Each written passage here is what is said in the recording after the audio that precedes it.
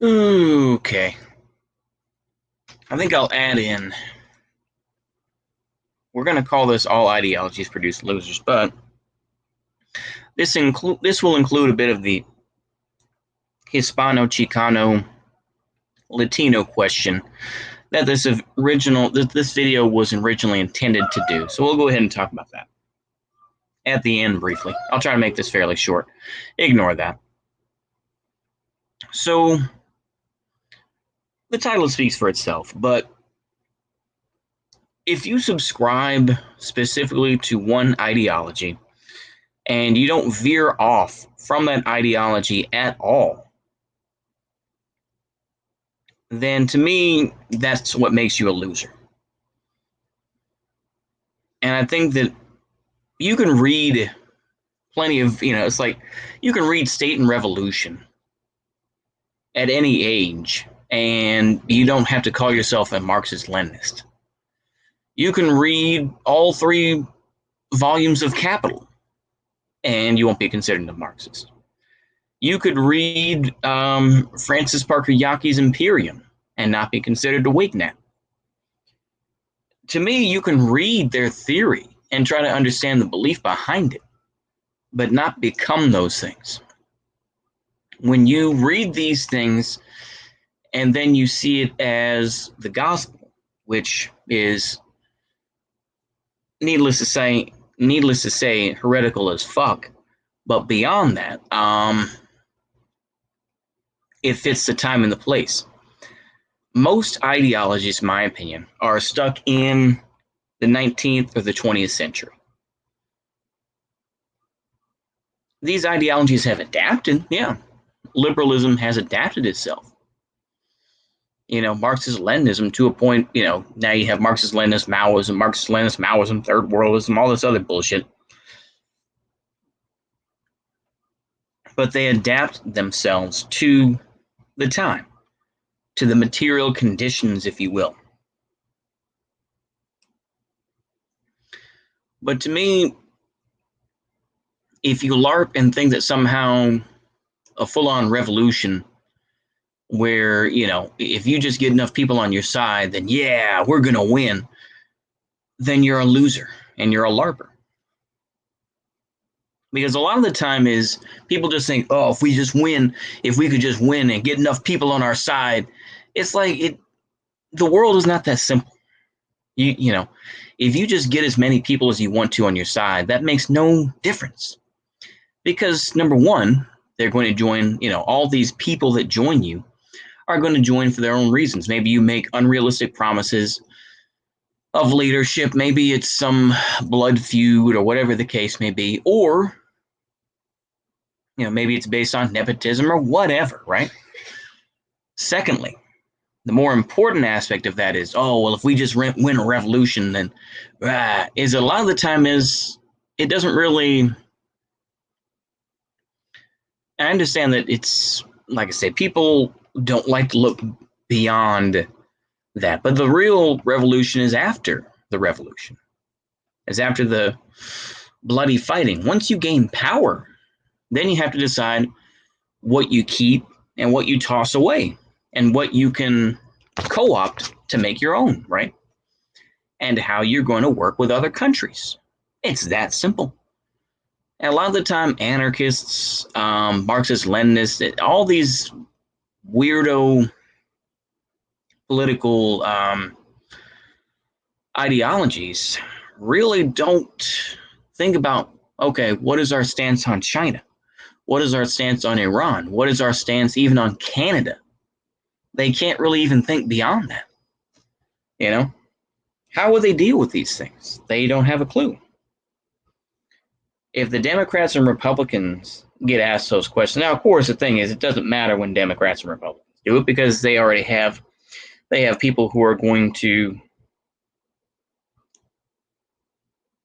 tell them what to do anyway, so it doesn't really matter. But I think it's the same thing, is that it's all going to be the same folks. So ultimately, the game doesn't change. It's just the players in that way.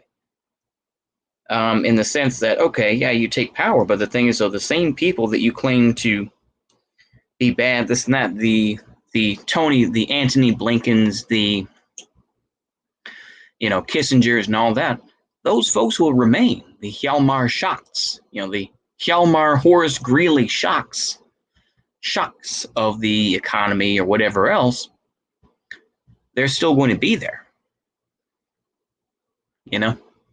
They're still going to be there. And until you have some training and you get some folks, until you get, as the Soviet Union, you get people like Alexei Kosygin and, and you get the Zhou Enlais for China, you don't really have a choice. You're stuck in that.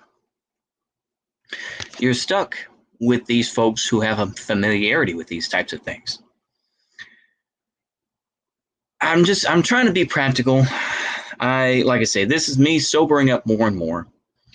I saw a depressing video from Serp Kerp where it's funny that he's a Catholic and will make fun of Wignats, but then he appropriates Piss Earth. Now, for those that don't know, Piss Earth, that comes from, of course, I can't even think of his name now. The Asian guy allegedly the Asian guy from TRS, Borzoi, that's it. Borzoi's big thing was Piss Earth, right? And it's just like, okay, you're a Catholic and you've dabbed on Wignats, but you suddenly, take on, take this idea for yourself. And to me, it's just, it just goes to show how alienated I've become from politics in general. I'll talk about it, sure. But I try to talk about it in just talking about how I see it sort of facts.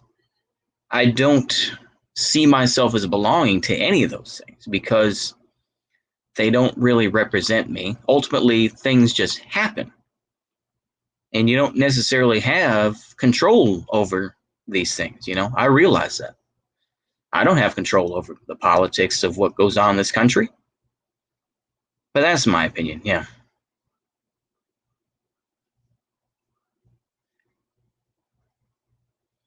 So, I mean, for me, I feel like this is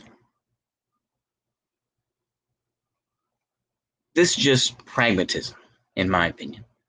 Now, of course, I know pragmatism is a very specific philosophical school, this and that, but yeah.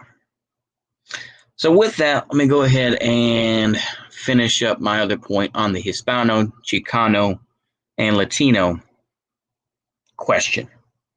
I would love to talk with OG Dale, by the way, if he still does videos. I have no idea. But it's a very tricky thing. I think that Hispanos and Chicanos, while they are a growing majority, this is the whole minority majority type thing, but they are a growing majority of the United States. And as we saw in a recent CNN article, where they were saying is that basically Hispanics, I know Hispanic is a political term, I know, but Latinos, Chicanos are being seen as the new white people. Is that basically the Irish and Italians weren't considered white, but they gave in. And Hispanos, Chicanos, and Latinos will be included in this term white. Now, to me, I'm somewhat split on this. I think that that's going to be the case in some ways. But I think other folks will be proud to be a Honduran or Puerto Rican, this and that. At least until, those countries kind of shit on them and be like, fuck you, but yeah. But I think that Hispanos, Chicanos, and Latinos, they get to play both sides. They can call themselves POC, but then, if they speak English well enough and they can act white, then they can play in that world. And so different divisions within that larger group can play both sides and will say, yeah, we want equal rights, this and that. But on the other hand, they'll be like, well, now that we own businesses and stuff like that, we don't really care about black folks, this and that, right? So they can kind of play that angle. And I think that's all I really wanted to say with that. I just think that it's interesting to see how, this whole black-brown alliance, and I'm talking about literal, black folks, melanated people versus, Hispanos and Chicanos. I mean, in a lot of ways, of course, people will say, yeah, black love, brown pride, all this sort of thing. But it's like, they probably, like I said, there's a hatred of black folks that exists in, Hispano communities, this and that. And we've seen that occur. So I don't think, like I say, in some cases it's real, some cases it isn't. But anywho, I think it's interesting the way that works. Me being the honky that I am, I have no real belief in that whole thing. So, I mean, or really any background to it. So I'm just going to leave it where it is. But yeah, that's how I feel about that. Anywho, I think that's all I have to say on that one. So see you later. A goodbye.